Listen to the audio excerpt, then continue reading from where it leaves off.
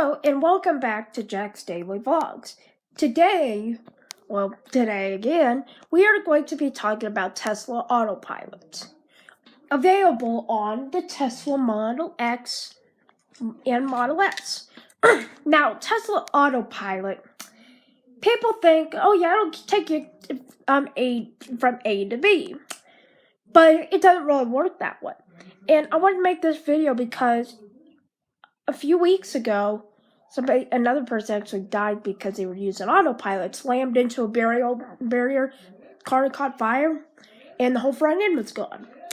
And it just goes to show that you can't trust. I've seen videos on YouTube of people like playing games, sleeping, and I also saw this one guy. He was actually in the passenger seat. They're going 70 miles per hour. He was not even in the driver's seat. No one was. That is just pretty dangerous. I'm like, I don't know how they do it. I would never do that. If I ever get that car, I will never do that.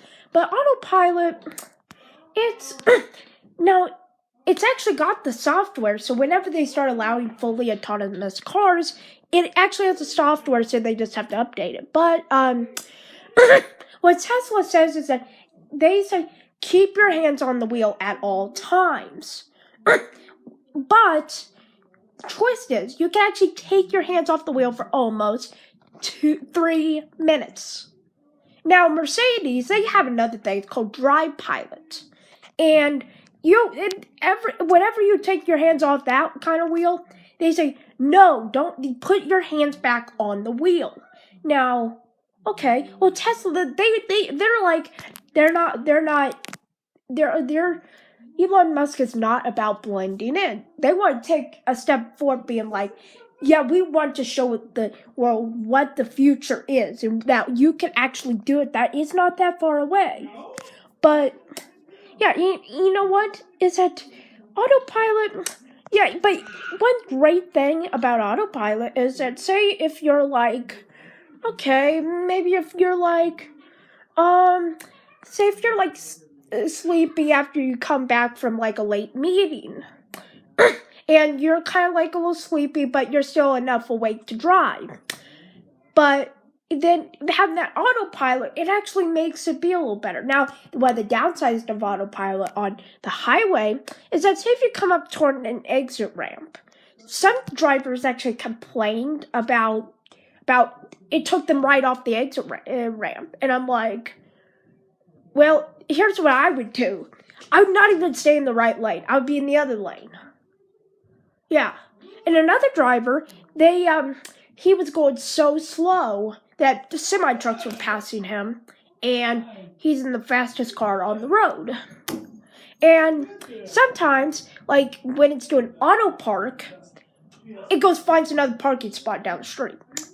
Now, one thing is that autopilot, and they also have another thing called summon. And I don't know how this is legal, but I've seen a video of how it works, and it's called summon, and it's actually an anti-ticket thing. And so it'll actually detect an officer, and if an officer is trying to put a ticket on you, it'll actually start spraying the windshield wipers fluid or the water, and then try to back off. Then if he still tries to go at it, the car will actually drive out of its parking spot, drive around the block in circles repeatedly until the officer basically gives up. Now, when that happens, when it pulls out of its spot, it sends an alert to the owner saying, anti-ticket avoidance mode has been activated.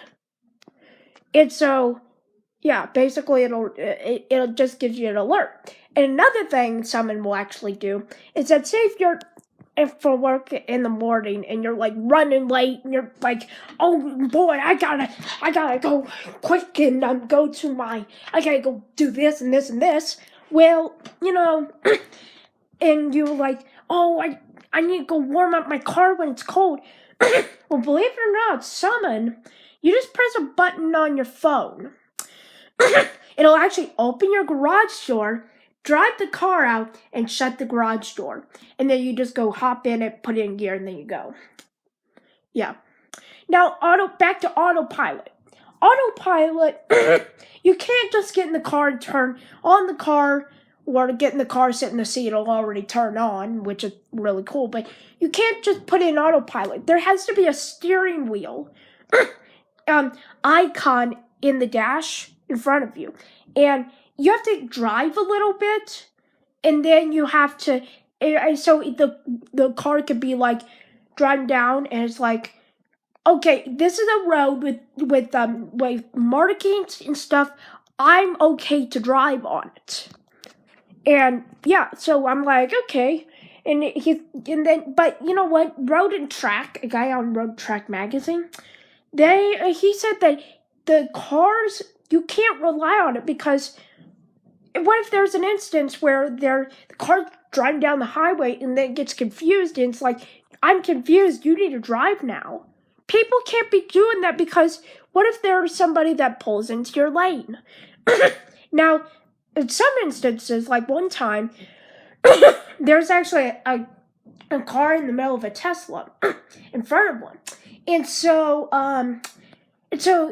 the car, before no one knew the crash was about ready to happen, and the car set out beeping, and then this other car ran right into it, into the back, and the car that he ran into actually started flipping and rolling, and the car, man, if he did not have it on autopilot, because if he did not have that on autopilot, and he was paying attention, and he couldn't do it in time, but the autopilot took over. Now, you can't really trust that. I wouldn't trust it. But you know what? Is that autopilot? Whatever. So yeah, personally, autopilot, in conclusion, autopilot is not perfect. Well, that's it for now. See you later.